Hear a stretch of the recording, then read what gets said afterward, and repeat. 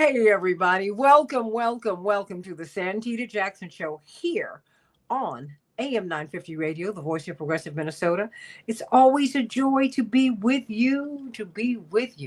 And of course, I want you to meet me on X, the Santita Jackson Show, and at Santita J. That's really easier. And you know what? Get on over here to YouTube, the Santita Jackson Show YouTube channel. That's right. I know I'm moving around from time to time, but you all somehow or another catch up with me, and I thank you for that. Please go to the Santita Jackson and Friends Facebook page, the Reverend Jesse Jackson Facebook page, and the Santita Jackson. That's where I cannot get friends, everybody. So please go to the Santita Jackson and Friends page. Facebook limits you on the personal page, but you can't have a fan page and you can't have more friends unless you get a personal page. So do me a favor. Hey, Carol, my sister from another mister, please do me a favor and go to the Santita Jackson and Friends Facebook page and the Santita Jackson Show YouTube channel. I'm sending you all so much love, and I'm sending this gentleman so much love. Of course, he's part of the family on the show. Chip Gibbons, Defending Rights and Dissent, their policy director, so brilliant.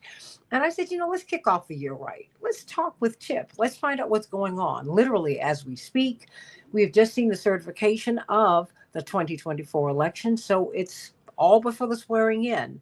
J.D. Vance is the vice president and Donald Trump is the president. Once again, we'll be talking about that in the next hour. What does that mean? What will happen with January 6th, and really what happened on January 6th. There are a lot of unanswered questions, everybody. Lots and lots and lots. And we need to ask these questions and get some answers about what happened to the police on that day, why there were so few. It's almost like there was a blue flu, Chip Gibbons, on that day. And those of us who, it's like those of us who spent time in Washington, getting around the Hill is not an easy thing.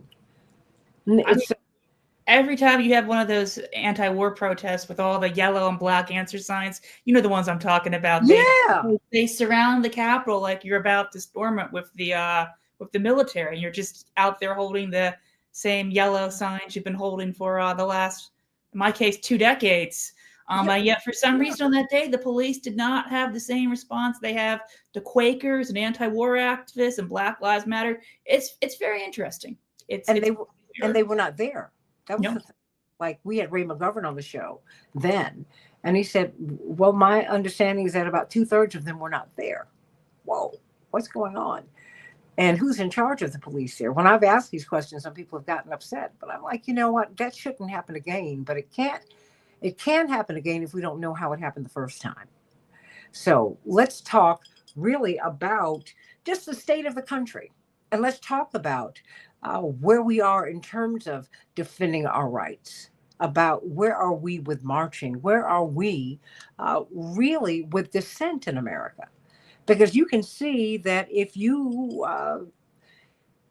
people are being pushed away from X because they are pushing back on the H-1B visa program.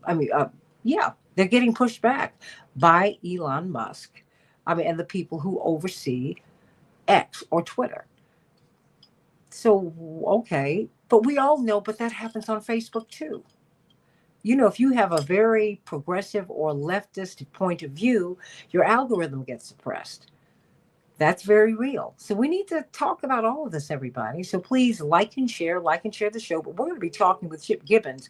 There was something that was very interesting because I did want to talk with you. And this is all, I think, in the same basket as we look at marching and defending our rights and all of these things. This is the thing. This is what I wanted to ask you about. What about what you wrote in The Dissenter, which I love? Kevin Gosjola is going to join us in a little bit.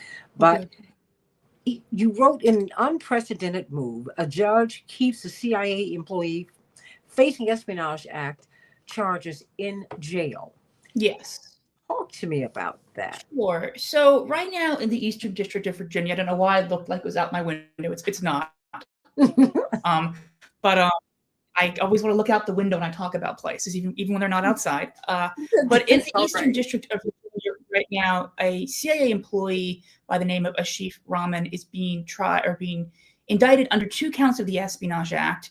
And the U.S. government alleges that he leaked online 2 documents created by the National Geospatial Agency about potential Israeli attack on Iran and Israel's military capabilities.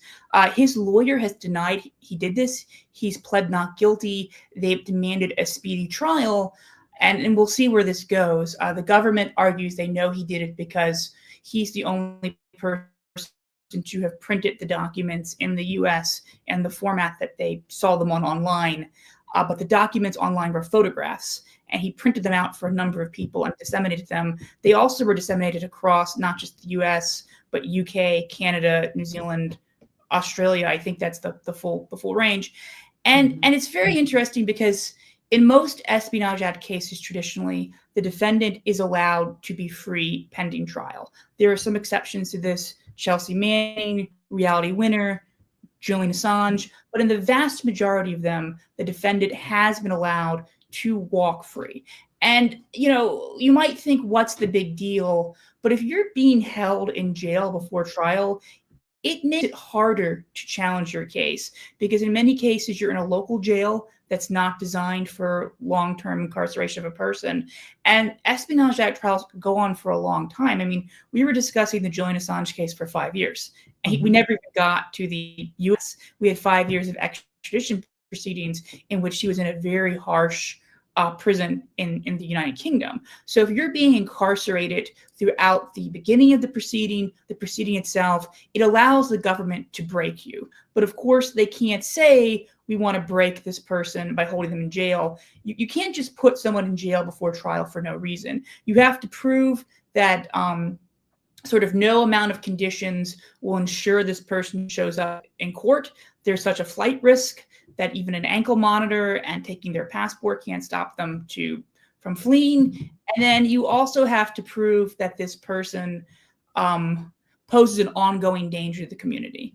And the Department of Justice has argued that because this guy was a CIA agent and because he's traveled abroad, he has familiarity with international travel and therefore has a flight risk. That's a very weak argument. I don't think you can say that anyone who has left the country can never, be kept here if you take their passport or put a GPS monitor on them. They also used against him the fact that he had applied to law school in Canada as examples of why he's such a flight risk. I don't really think Canadian law school makes you a, flight risk, but I'm not the judge. Yes, you're rolling your eyes correctly. I want to be clear that these are eye-rolling arguments. Well, I mean, only because the most visa overstays in the United States are from Canadians. Yes. I mean, It's like, what? And then the other argument they made was that because he still has classified information in his brain, he could continue to release it. And they argued that, and again, he denies being the source, but they argued because this information was released, Israel delayed its attack on Iran, which if Israel delayed its attack on Iran, I think that's a good thing. I generally think preventing a war is a positive thing, but I'm not in the US government. I think that view probably disqualifies me from serving in the Department of Justice in these times. And then they also argued that because of the ongoing situation in Syria, where Israel is reacting, that he's a continued threat, meaning that they believe he could leak something that would impact Israel's ability to attack Syria. And as you know, Israel has been colonizing land beyond the Golan Heights in Syria since sort of the fall of the dictatorial and brutal Assad government. But, it's very interesting. And the first judge who heard these claims was livid at the government. I've never seen a judge so angry at the government, telling them they weren't making any coherent arguments, that these were things that would apply to any Espionage Act defendant, and they needed to prove something beyond this person was accused under the Espionage Act. And he ordered their release. He was what's called a magistrate judge. The magistrate judge hears sort of initial appearances, pleas, things like that. The government then appealed to the district judge, and that's the judge who will hear the case. And she bought everything the government was saying and ordered this gentleman, Ashif Rahman, to be held in pretrial detention based on these very weak arguments the government is making. And interesting fact about these two judges, the magistrate judge, before becoming a magistrate judge, he was a public defender, whereas the district judge spent 2 decades as a prosecutor. And I've seen this dynamic play out before, where you have sort of contradictory rulings in a criminal trial. The judge who made what I would say is the common sense ruling tends to have a defense background, whereas a ex-prosecutor, not always, but oftentimes in these cases, continues to rule for the prosecution. So you have this really troubling case where the government, on a really dangerously weak argument that would apply to anyone charged under this part of the Espionage Act, and this is the part that is used against whistleblowers, against media sources, and Donald Trump and Kash Patel and the Heritage Foundation are all saying they're going to escalate this use of the Espionage Act against journalists and media sources. So people inside the Beltway media should be taking note of this, but they're not, can be held in pretrial detention without ever being convicted of a crime. We're talking with Chip Gibbons of Defending Rights and Dissent. And if you look below, we've got Kevin Gosztola, who's we were running a little bit late, Kevin, but let me add you, because of course, in your magnificent publication, The Dissenter, we have this story.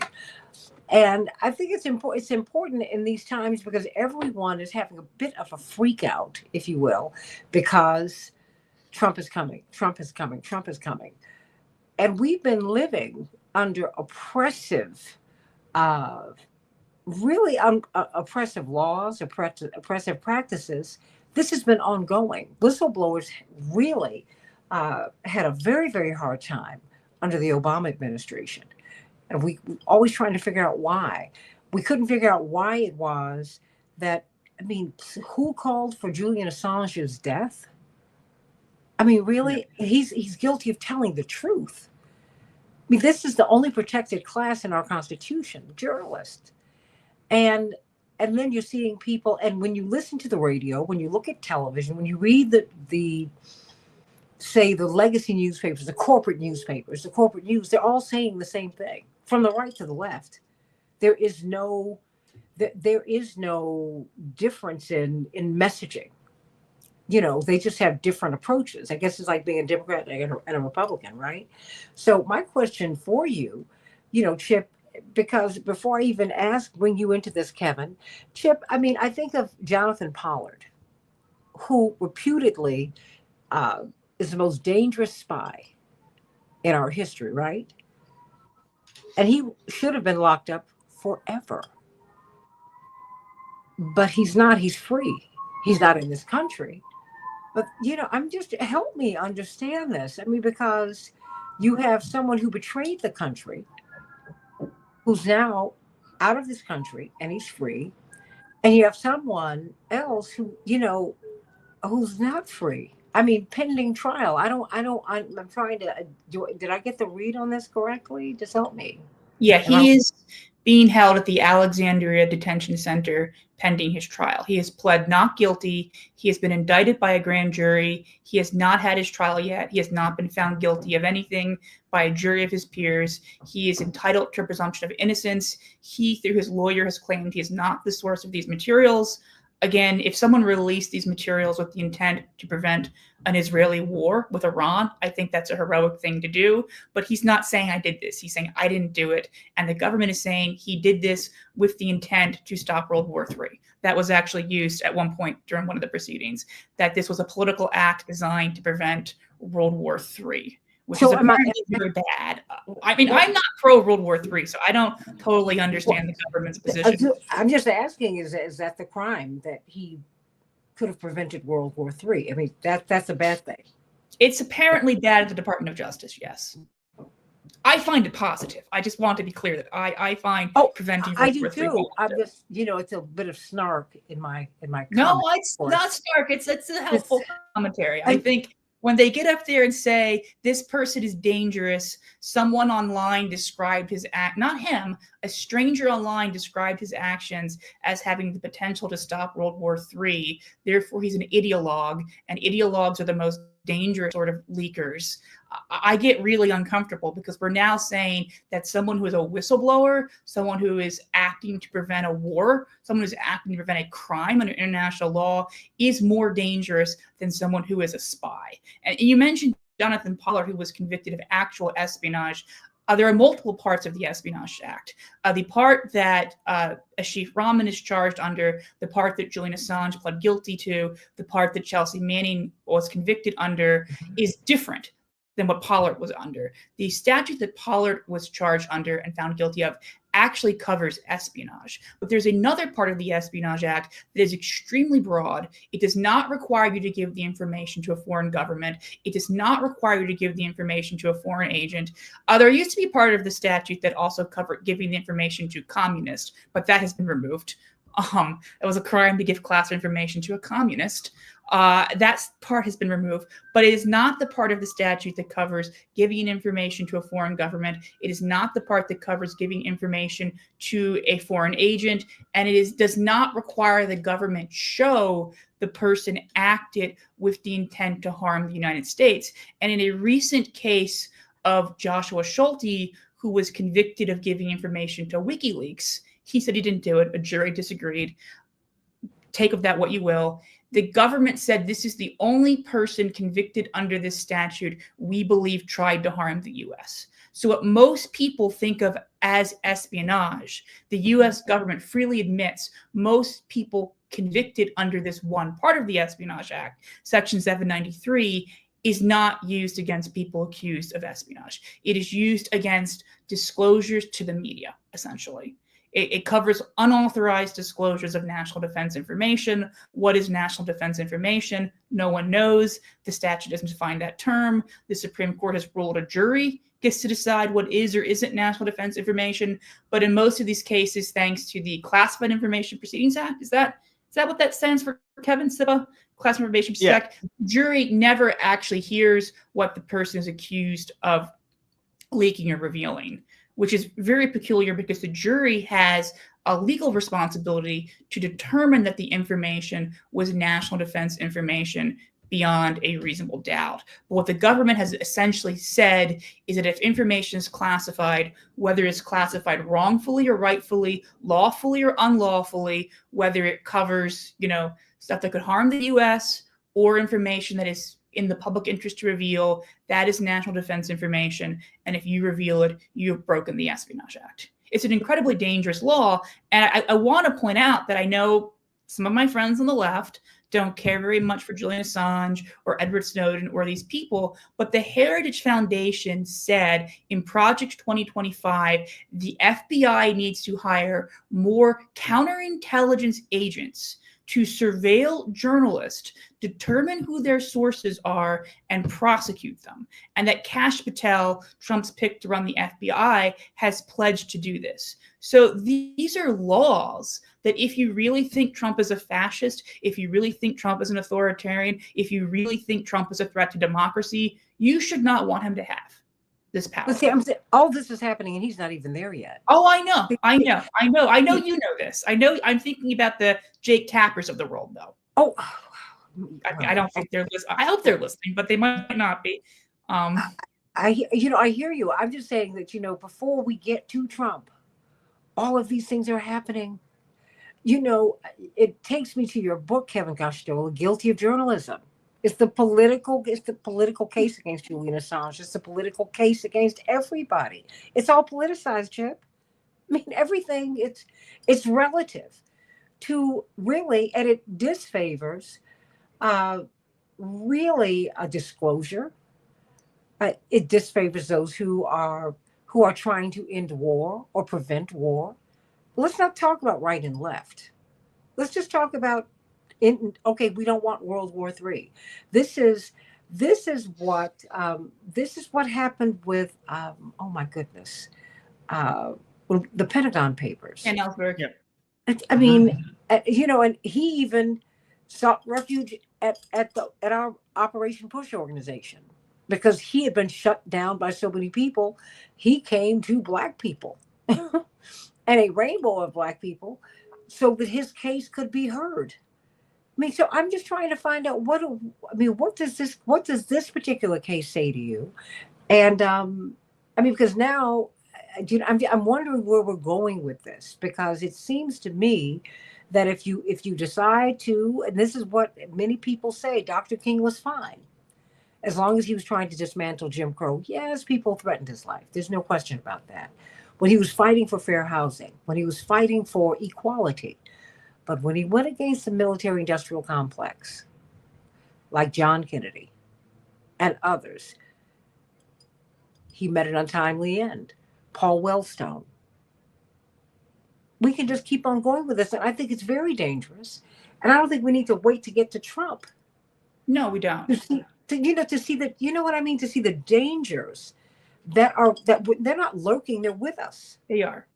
No, and I'm going to let Kevin get a word in, but the last thing I'll say is that all Espionage Act prosecutions are political prosecutions.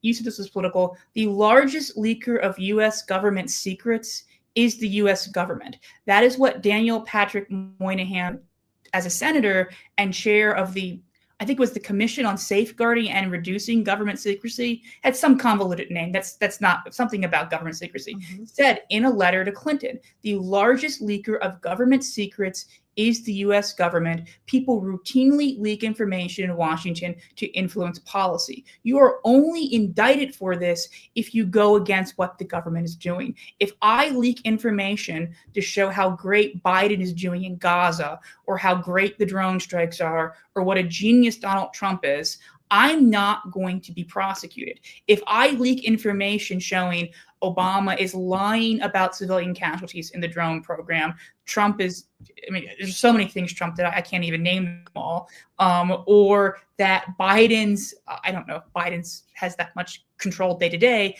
but that, Biden's national security state is allowing Israel to attack Iran in a war that could draw the U.S. in, right? I will go to jail.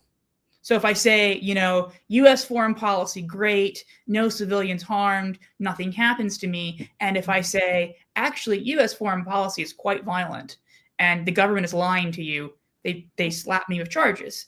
And that's called viewpoint discrimination. The First Amendment is designed to prohibit that. And pretty much every Espionage Act case is a case of viewpoint discrimination. Kevin has a lot on this than I do. Well, but let me say this. I mean, it's not a secret. I mean, there are reports that we already have American boots on the ground over there in Russia. I mean, we're already in a hot war with them. We are. So I'm just trying to find out, what is the end game here? I don't wonder. And how do we find out the truth? We're sending people to war and they don't know why they're going. And then they come back here Pat Tillman didn't get back here alive. They find out an alternate set of facts, Kevin Costello, Chip Gibbons, and they can't wait to get home like Pat Tillman was trying to do. He said, he went from this great football career in the NFL to we have 9/11. I am going to leave all of this money and this prestige behind, and I'm going to join the armed forces because I want to get our enemies. He gets over there and he saw something. And he reached out to Noam Chomsky. I can't even get that far left. And he gets killed while his brother watched in the car from behind. I mean, whoa. You got to help me with this. Because I'm trying to find out, where we're going and what is true. Because as we're going into the Trump presidency and, the election was ratified today, everyone is worried about him. And I'm saying we're having this moment right now before he even gets in. Right. So what we have to know and understand is that you can't have Trump without the actions of Democrats and people like President Joe Biden and President Barack Obama over the last 10 to 15 years. Biden was the vice president under Obama for an administration that Daniel Ellsberg, Pentagon Papers whistleblower Daniel Ellsberg, who you were talking about, was very clear in repeating over and over and again the statistic that more leakers, more people accused of violating the Espionage Act were prosecuted by Obama than all previous presidential administrations combined. So that would include Nixon, that would include Reagan, Carter, it would include Bush the first, it would include the second Bush, it would include Clinton. And, this is something that people have to consider. And I don't think these cases that Chip and I talk about a lot are well known to the general public. These aren't necessarily household names. I can't say Thomas Drake, NSA whistleblower, and have people really know who those people are. There are a few whistleblowers as of late who have been recognized, people who have been punished and had their lives extraordinarily destroyed. I am stunned but heartened by the fact that this young woman reality winner has had her story told in 2 different Hollywood movies now at this point, and that it has shown people just how the government will go after you even for like the most minor of leaks, and how you can have your life entirely destroyed. But what we're talking about is really crucial as we head into the Trump administration. I just want to give one more quick example because I think people who follow your show would care about this individual. And there's a bit of a push to try and get a commutation for this IRS whistleblower who is imprisoned right now, and who was actually likened by the Justice Department to somebody violating the Espionage Act, even though he never disclosed any classified information whatsoever.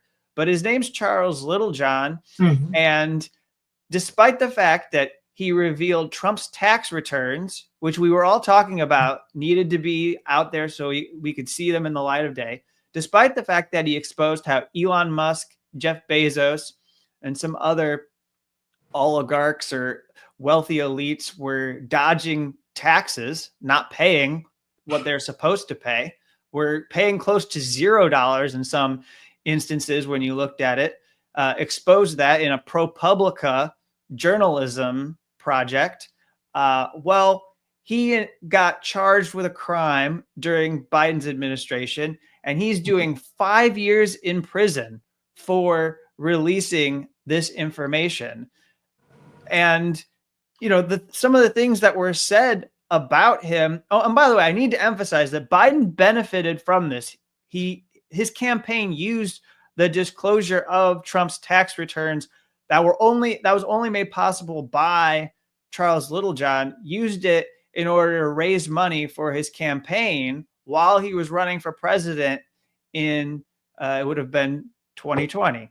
And yet there's no like understanding that, hey, we should revere this person, we should treat them well, we should spare them for violating this law that we think has to be respected no matter what. Instead, they go, and Chip was talking about this earlier, this idea of like people being an ideologue, so they can't be, so they get punished. So it's a justification to punish them. They said that Littlejohn was motivated by ideology or politics or economic gain and recommended a lengthy term of incarceration. And in fact, what they pushed for and won is 6 times what the federal sentencing guidelines say for an individual who typically discloses private tax information that should not be shared. So, okay, if I can recognize that everyone has their own tax information and you shouldn't have your privacy violated, that's one thing. But we're not talking about me. We're not talking about people in my family or your family who just had their identities compromised or their tax information spread all over. We're talking about wealthy people who have billions of dollars of money and are actively dodging paying their share of what they owe to the U.S. government. And that's a public policy issue. And as a public policy issue, Charles Littlejohn objected, and he performed the role of a whistleblower. And for that, what he didn't just have the hammer brought down on him by the Justice Department, but he also had a judge named Anna Reyes, and I think it's important to get this out, and I'll conclude. We're talking on the anniversary of January 6th riots. Well, guess what? This judge, Anna Reyes, in a courtroom, said that he posed a greater threat to our democracy than just about any leaker could, and that it essentially likened what he had done to the January 6th riots. That it was that kind of an attack on our democracy for him to reveal. But I obviously vehemently and passionately disagree with that idea, because exposing this meant that it was a public conversation and it was something that could influence people's votes. And who knows, maybe somebody read something about what he revealed and it tipped the scales for them and they went, I'm not going to vote for Trump this round. I'll vote for Biden. You just don't know. But see, even bringing January 6th into this is confusing to me because, I never understood Liz Cheney's connection to it. Really, just given the election was stolen in 2000 and the Supreme Court was used to do it. And the media have been complicit. Greg Palast is the journalist who uncovered what happened with the stealing, with the theft of the election. He could not get published in the United States. Mm-hmm. I mean, we're desperate for the information. He's saying, look, the vote, Gore has won. You all need, and ultimately Gore did win the popular vote and he won Florida, but they stopped counting the votes. This, to me, this is dangerous that that now even here, we don't have the more and more, we don't have the space to have the conversations on the radio, on television, in print, online. That to me is dangerous. When you have someone like Julian Assange, who almost lost his life, yep, holding on to principle. You've got this gentleman, we don't know where he is, what condition he's in. We just know that he's being held until he's going to break, as you put it, Chip. Well, I will say one thing about him that I think is worth noting. Unlike a lot of Espionage Act defendants, he is incredibly politically and financially connected. His father ran a venture capital firm. His lawyer is Amy Jeffries. She was a counselor for Eric Holder. She worked directly under Eric Holder on national security issues. She was the legal attaché in London. She was also the public advocate, or the amicus, before the Foreign Intelligence Surveillance Court. And his current lawyer in the appeal before the Fourth Circuit represented Kellogg Brown & Root, the Halliburton subsidiary, before the Supreme Court. So he has a really fantastic legal team, and they are not putting up with any of the government's nonsense. And these are very well-connected people. I think someone pointed out that one of the Solicitor Generals under Obama is a family friend and was present in the courtroom to show support for him. So this is not somebody, like a lot of these cases, who is financially in precarious conditions or just financially in normal conditions. I could not afford Amy Jeffries as my attorney. I can promise you that. I wish I could, but I could not. And this is someone who worked under Holder for national security issues, who was one of the public advocates, public friends of the courts for the Foreign Intelligence Surveillance Court. So she's an extremely powerful lawyer. And as far as I know, in every single Espionage Act case, the defense waives their speedy trial right. In this case, they are not waiving the speedy trial right, the last I checked, and they are demanding a February the 14th trial, which is most defense lawyers I know, when they hear someone in an Espionage Act case is not waiving the speedy trial right, is like, is this a new person? What are they doing? And then when I say who the attorney is, I say, oh, she knows what she's doing. They've got something really strong up their sleeves. So this is a very unusual legal gambit, and I'm curious to see how it plays out. Well, I'm curious, if something like this could happen to him, yes, which goes to the point. If this could happen to him, someone who's this connected, because we all know that when you get lawyers who are that connected, they're the deal makers. Oh, yes. So they're so that to me is that's what that is. Because I know that firm. Let's just put it that way. Arnold and Porter, yeah. So I get it. And that having been said, if this can happen to him, what happens to everybody else? Well, the other thing I would point out is that Daniel Ellsberg, he spent 50 years as an anti-war activist. I think that's how we all know him. For the first 40, 50 years of his life, he was a government insider. He was a bureaucrat during the Cold War. He knew Kissinger. He was in the Pentagon the day of the Gulf of Tonkin. He knew that attack was a lie. So even when you are a government insider who is highly connected, when you cross the Rubicon and break with the military-industrial complex, they will break you. Daniel Ellsberg had a very good lawyer. It was Leonard Boudwin, who was a radical lawyer, who represented like communists or accused communists and other sort of like anti-war activists. He did not have Arnold and Porter as his attorneys, which is, I'm really curious to see how this plays out. Well, I guess we see that, quite frankly, with the Kennedys, right?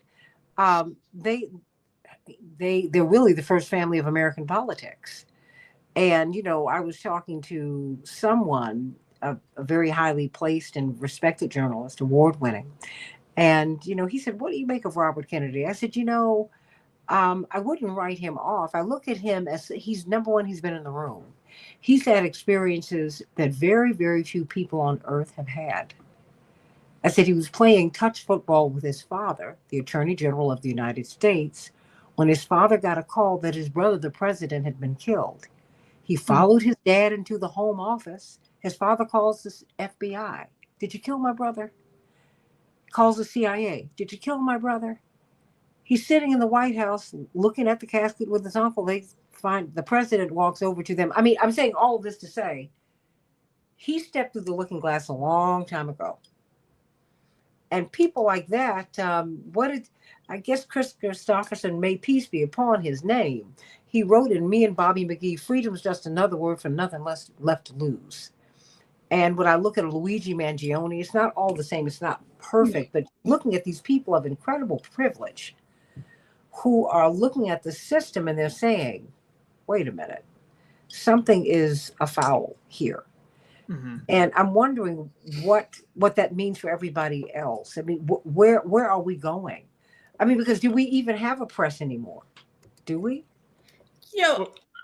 I'm less surprised that somebody leaked this information about Israel's potential strike on Iran than I am more people haven't done so. I mean, think about how horrific the genocide is in Gaza, and RFK Jr. has a lot of things I agree with on Assange and Snowden and Ukraine, but he has not gone through the looking glass on Gaza. He is as terrible as everyone else in Washington on the issue of murdering Palestinians. And which is even calling them spoiled children. I'm like, the most pampered people there were. Yes, the most pampered people they are, refugees living in the world's largest open air prison. I cannot even start with that comment. You won't be able to broadcast what I would say on the radio. I can promise you that if I say what I really think about, yes, I will not. Yes. But I just cannot even begin. But like, I mean, where are all the people in the government who are watching a bipartisan consensus around a genocide and just sitting there? I mean, people are resigning. That's very good. But we haven't seen that many Daniel Ellsbergs. We haven't seen that many Chelsea Mannings. And I really think part of the reason is we've seen what they did to Chelsea Manning. They tortured her. We've seen what they did to Julian Assange. They tortured him. Those are not my opinions. Those are findings of UN experts. Chelsea Manning was subjected to torture. Julian Assange subjected to torture, subjected to arbitrary detention. And I think they've really scared everyone in Washington. Consider this, for example. In the 70s, you had the Church Committee. You also had in Congress something called the Pike Committee, which investigated the CIA. Gerald Ford did not allow Congress to release the report. It leaked. It leaked instantly. And even though the report has never been released to this day, you can see on the CIA's FOIA reading room all the Village Voice articles that leaked it. And you can get a copy of the leaked report in the Library of Congress because a British group published it. No one leaked the Senate torture report, ever. We are seeing less newsworthy information coming to the public. The goal of these Espionage Act prosecutions that Obama did, that Bush sort of planted the seeds of, was to silence people from going to the media with information about the war on terror, the way people did in the 70s, about the Vietnam War, about Watergate, about COINTELPRO, about all these abuses. And it worked. It worked for the most part. And we have to really think about what that means. I mean, Kevin Gastola, I mean, what does this mean? Well, so one thing I want to pick up on that is separate from what Chip was laying out, which is really crucial here, but when we look at the way people react to this, you see the distrust in institutions, which is well founded, and you see how the Republicans capitalize on the hatred of the news media. I see a law move through Congress called the Press Act that could be the first federal reporters shield law, but then there's people who look at that and they're open to the criticism of this law, which is that if you pass it, you're going to be creating this like special class of people who could be protected from the FBI. And I think people should recognize that the reason why they're able to go to a population and say that is because we've had people like Jake Tapper, or you've had the like New York Times or the Washington Post and all these different media organizations that have spread lies about war, that haven't told people the truth, or who we know documented spread lies about the extent of Trump and his links to Russia. That just, all of those lies just sort of fell apart. Eventually, they had to recant.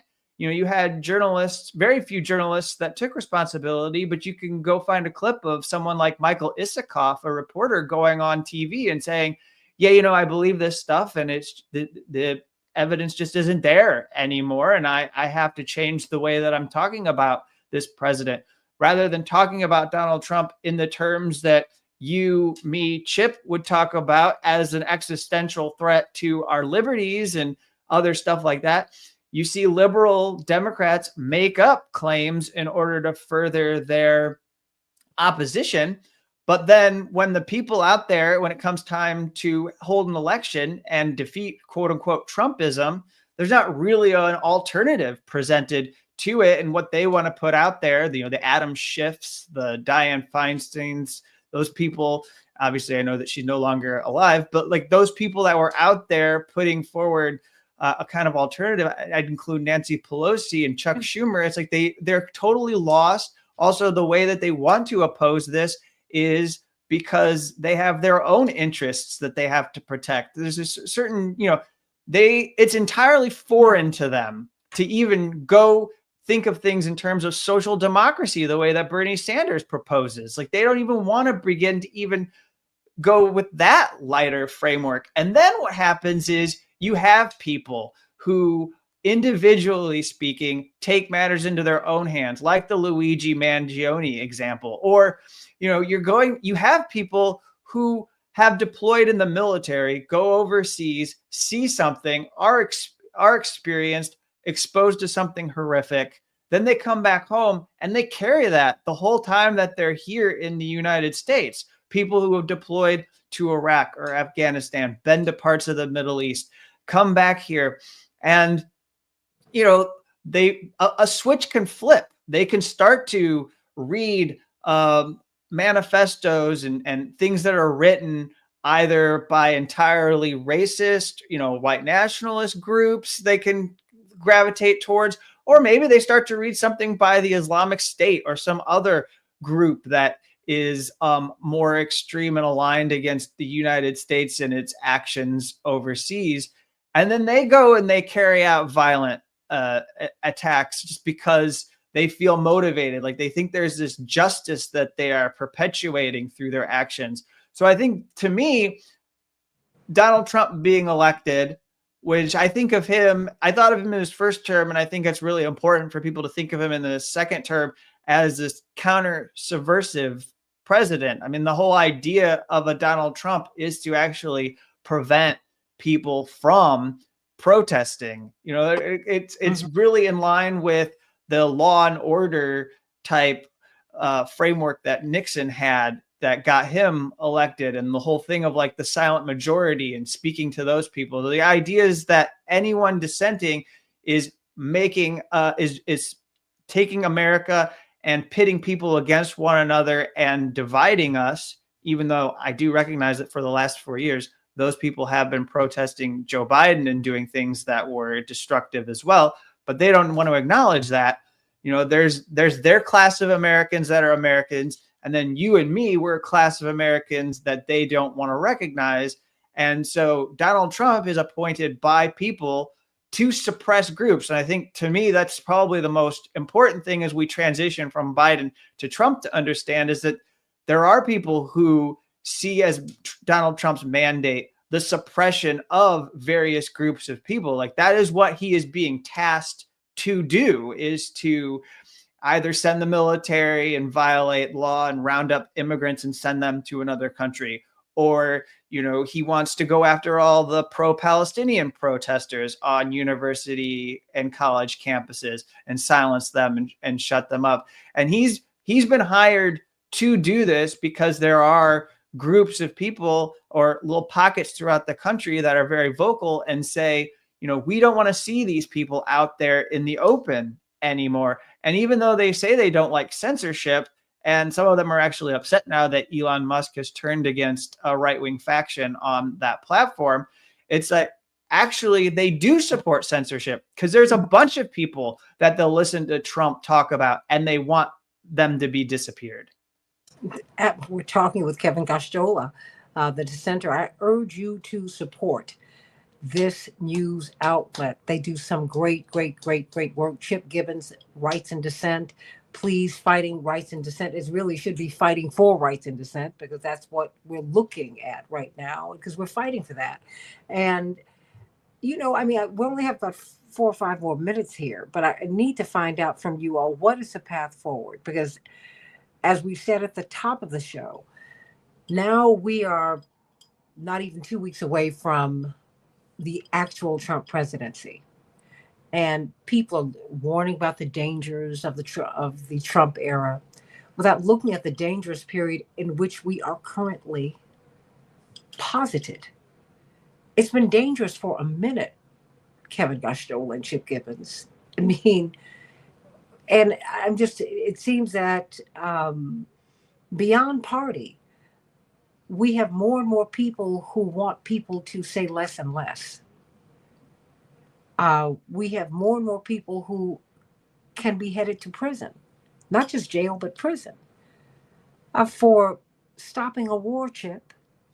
Yeah. And, you know, the thing that I always think about is on my bookshelf somewhere behind me, I have a book about COINTELPRO, the counterintelligence program, published by the Socialist Workers Party, not a group I would join, but they were targeted by the FBI, and they published all documents about it. And at the end of the book, they say, whoever the author is, I'm blanking on his name, but he's in that group.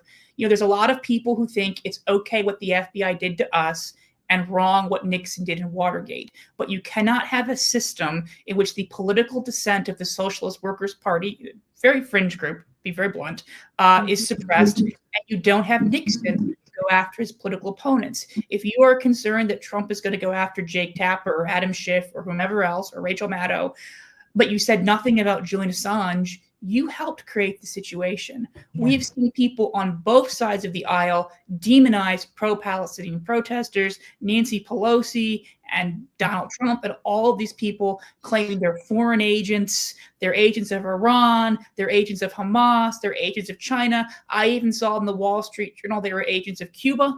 Cuba is collapsing under the sanctions. I don't know how they're sending agents to our college campuses to protest about Gaza, you know, and they don't have electricity. I mean, they're very busy with yes, I know it's a joke. It's a sick joke. You know, it's just all the usual villains. But when you get Nancy Pelosi saying that students are Russian protesters or Iranian protesters, when you get Biden's head of national intelligence claiming there's Iranian influence, you're paving the door for someone like Trump to come in and escalate this further. And Trump has promised to do that. We already have seen there is a right-wing pro-Israel group that is using facial recognition technology to identify student protesters and send their names to Trump in hopes he'll deport them. So you have a system in which we have paved the way to attack these movements. We've fashioned the tools and we've just handed them over to Donald Trump. So if you're upset about what you think Donald Trump is going to do,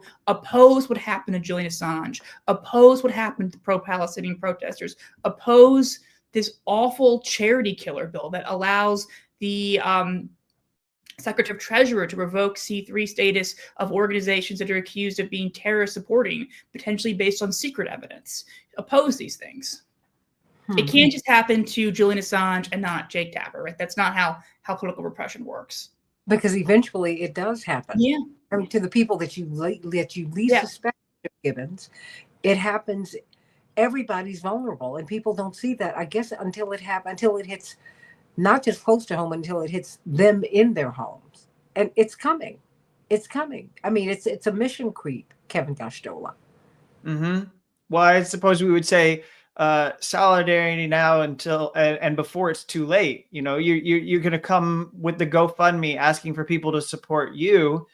And where were you when it was time to donate and be there and help others who were under attack? You know, you have to look out for your brothers and sisters right now and not just expect them to come help you when the government attacks you and then think that like you're the only victim, the only person that could be attacked by that. There's so many other people. You're not unique. You're not better than the other people who are going out there and speaking. There's not something about your speech that is more acceptable than their speech. At any moment, there could be something about that government that Trump, Biden, what have you, could say is off limits. And so at the same time, as we close here, my quick little message for people, because I think it's really important.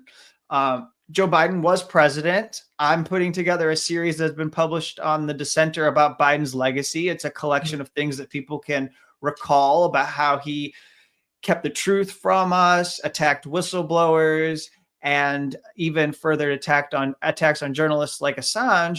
But we're going to see Donald Trump step in, Donald Trump and Republicans. And as much as I say at the beginning of my coming on to this show that the Democrats have made it really possible for Donald Trump to wage all of these attacks on citizens and to, I think, degrade this country, still, they're not going to be in power. They're going to be powerless. The Congress is not controlled by them. The executive branch in the hands of Trump and his clown car of people that he's amassed around him. And then the Supreme Court, of course, being a right-wing majority. And so the Democrats are going to flail and try to figure out how to oppose them. But I don't need to wait for them to figure out their strategy. Their strategy doesn't matter to what we're going to do to resist Donald Trump. And people are going to have to come together, much like they united during the pandemic. I saw somebody mention the Occupy movement from around 14 to 15 years ago now. Those are examples. Go to your history. Look at times where people thought the future was bleak and they came. Hell, look at the civil rights movement. Look at any movement in which people came together with people thinking the government doesn't have our backs. They're not going to do anything for us. The only people that will save us are us. And then go forward with that philosophy and don't be despairing. Don't think it's as bad. Because first of all, I will tell you, if you think this is as bad as it can be, not to play some kind of oppression Olympics here, but I just watched an extraordinary documentary called From Ground Zero with a collection of people describing life in tent camps in Gaza. So if you think it's really horrible here under Trump, you have no idea. Yeah, I mean, they're living in mud, you all. Yeah. They're flooded out, for starters. They're burying newborn babies. They're freezing. So we can raise our heads and fight because we don't even have it as bad as some of the worst places on earth. No, we don't. But, it could happen because guess what? People in North Carolina are still living in tents and they're freezing and they're in mud and snow. Come on. Come on, everybody. Kevin Gosztola, the dissenter. I want you to come back because we do need to.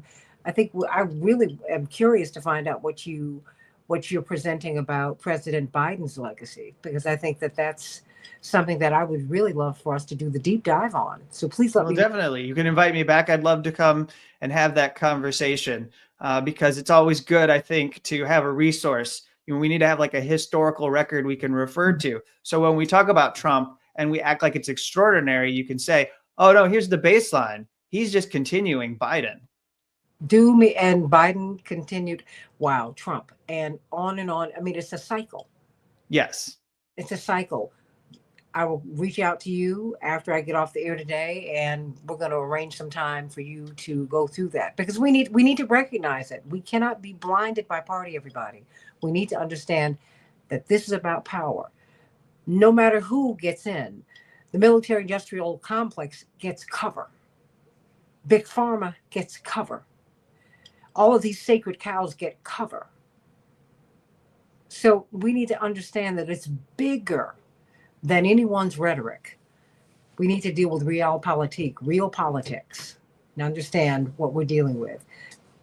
Billions, trillions are going overseas for wars. And we have people freezing in the hills of North Carolina. We have poverty that is unrelenting in Appalachia and in the Mississippi Delta and in our inner cities. And our farmers are losing their farms because they're being bought out by China and Bill Gates. Come on, you guys. Let's really, really figure all of this out. Kevin Gustola, it's always a joy to have you. Right. Thank you. How can we get in touch with you? Real quick. Well, if you go to the dissenter.org, that's where my colleague Chip did his series on the Asif Rahman case. And if you go to the dissenter.org, you can read about all of this. The corruption, nonpartisan. I don't care if you're Republican or Democrat. I write about what people in power are doing every day. And is there any other way that we can hear you? Not at the moment. I'm just focused on the newsletter at the moment. Okay. Well, I'm just waiting. All right. Kevin Gustola, the Santita Jackson Show, AM 950 Radio, the voice of progressive Minnesota. Back in a moment. Later. Thank you so much, Kevin. Dr. Starks, thank you. Dwight McKee. We're running a little late, but Dr. Starks, can you come up a lot? You're like this. Oh, yes, just a little bit more. A little bit more. Yeah. Because I've got this much. Yep. Can you hear me? Hello? Can you hear me? Can you hear me? Yes. Okay, great. Okay, Dwight, can you hear me? I can. Okay, thank you all. I can't hear you. You can't hear me now? You can hear me Dwight, can you hear? Yeah, I can hear. Can But you I'm hear? not here. I don't know what I did to my phone. You Hello? might I have hear you, touched- Bob. We can hear. Well, he just went dark again. Okay. All right. I'm going to give him a minute. Hey, everybody. Yep, we've got, that's right, Thalia, the dissenter.org. Oh, my goodness. And you know what, Robert, when I was talking about Robert Kennedy, you know, I had Lisa Pease, who has been one of the chief investigators looking into the murder of Robert Kennedy Sr. And she was saying that, you know, she in her writings and in her investigations, she said, you know, she has been concerned that she had heard that various members of the family had been approached by the powers that be that they should not look into the killings of their loved ones. So, you know, there's always a backstory. We don't know what somebody has on their plate, if you know what I mean. Okay, so just understand that there's always a backstory. All right. So, Dwight, are you still there? Dwight? I am. Okay, I was going to bring you up. Dr. Starks? Okay, let me see what he's doing. We were hearing him just fine just a minute ago, right? Okay, you know what? I'm going to send you and Dr. Starks another link, okay? Me too. Yep, you too. Because All I right. sent you another link. So let me come off here and let me send you all both the link, okay? All right. Okay, bye-bye.